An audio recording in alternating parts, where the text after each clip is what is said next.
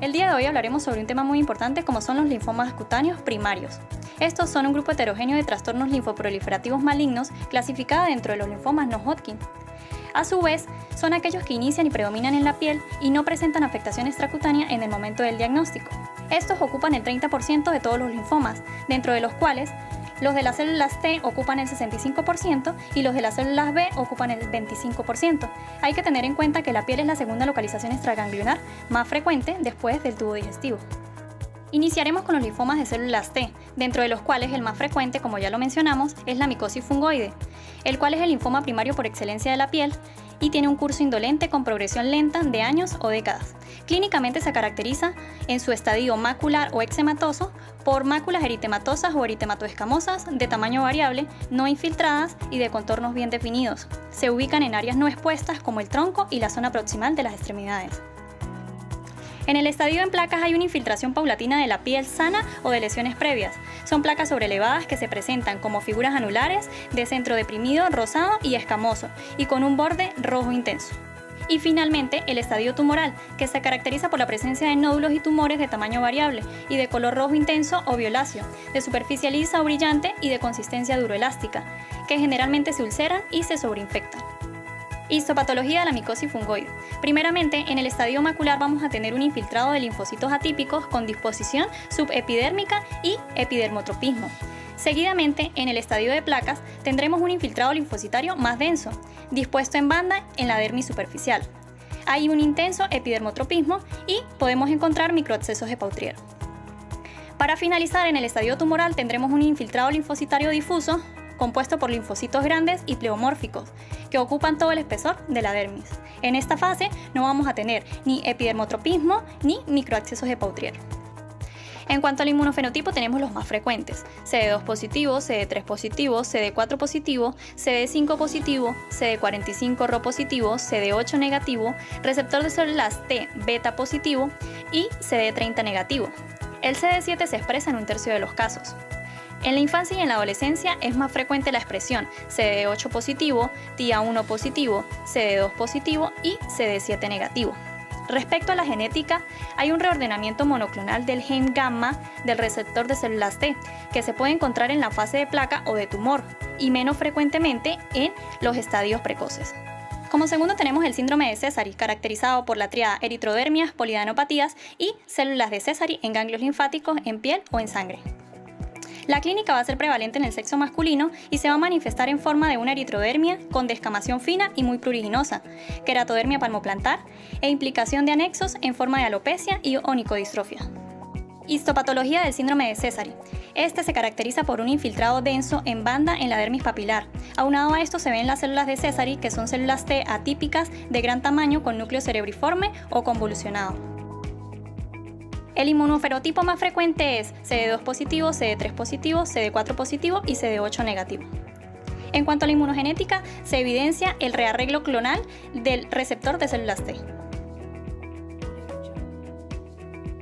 Para continuar, tenemos la papulosis linfomatoide, que es un trastorno linfoproliferativo de linfocitos T, CD30, positivo cutáneo primario. Clínicamente son lesiones papulonodulares de pequeño tamaño, recidivantes, son rosadas o marrones y con frecuencia se ulceran en el centro, y tienen una curación espontánea dejando cicatrices atróficas. Se ubican en la piel del tronco y en la zona proximal de las extremidades.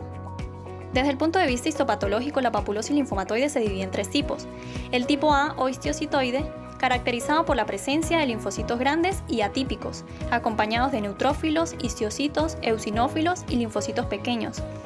Las lesiones muestran un infiltrado en cuña. El tipo B es similar a la micosis fungoide, tiene un infiltrado de linfocitos pequeños y medianos de núcleo cerebriforme.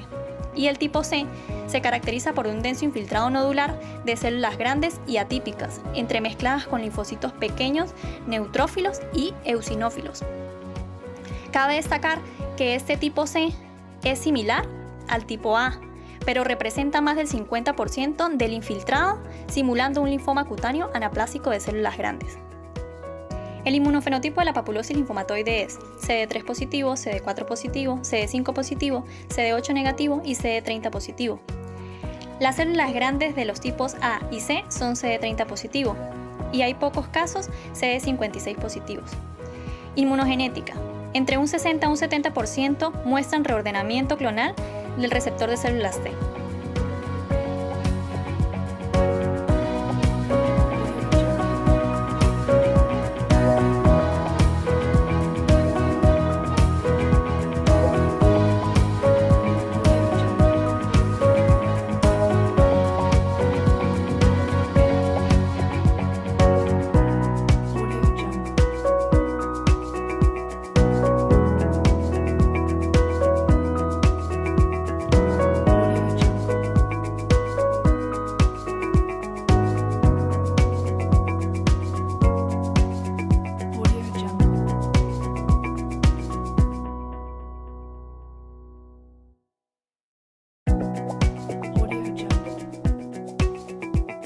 Linfoma cutáneo de células B es una proliferación neoplásica de linfocitos de inmunofenotipo B.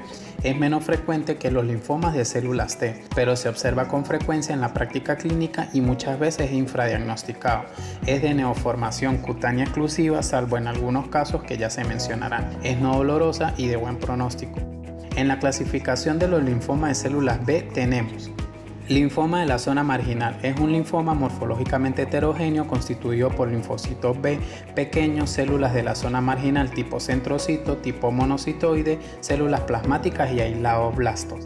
Dentro del linfoma de la zona marginal tenemos tres subtipos. El primero, linfoma extraganglionar de zona marginal de células B, también conocido como linfoma de tejido linfático asociado con la mucosa. Es el tipo más común y no se origina en los ganglios linfáticos sino en otros lugares como en la mucosa gástrica, asociado a su vez a infecciones por Helicobacter pylori.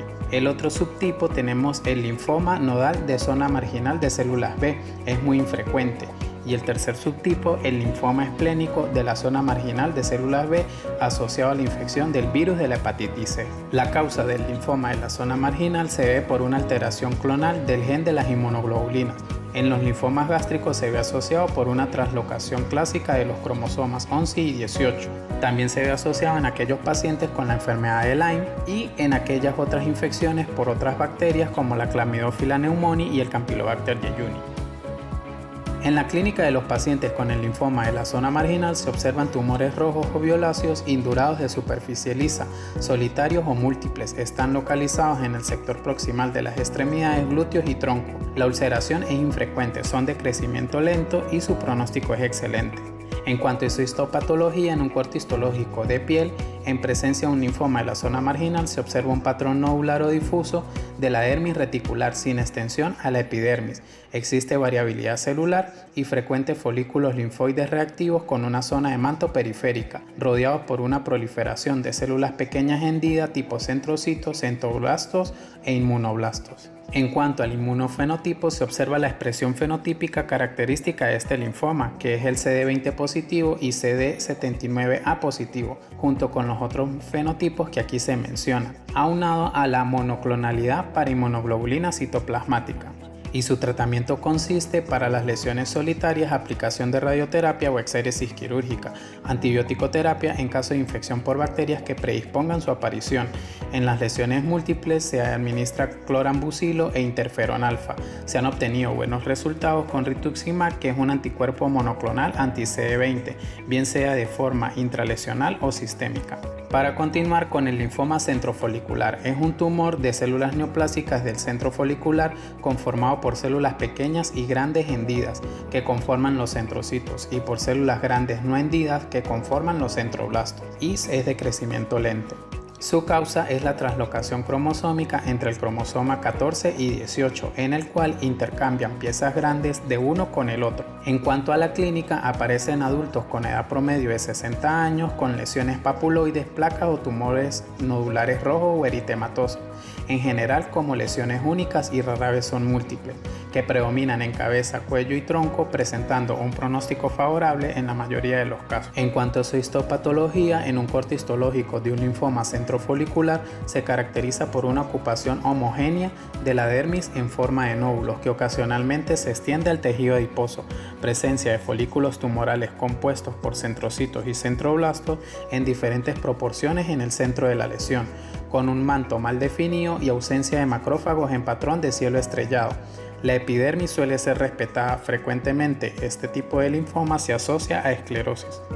En cuanto al inmunofenotipo, se observa la expresión fenotípica característica de este linfoma, que es el CD5 negativo y el CD10 negativo o positivo, junto con los otros fenotipos que aquí se mencionan, aunado a las proteínas antiapoptósicas como la BCL2 y la monoclonalidad para inmunoglobulina de superficie en etapa avanzada. Su tratamiento consiste para las lesiones localizadas o escasas, aplicación de radioterapia, incluso en aquellos casos de recidiva.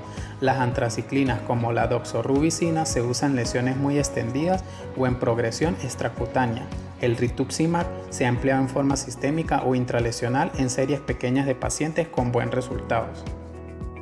Y para culminar la clasificación de los linfomas de células B, tenemos el linfoma de células B grandes y difusas, que es una entidad que trata de un grupo de linfomas B agresivos. Incluye localizaciones ganglionares y extraganglionares.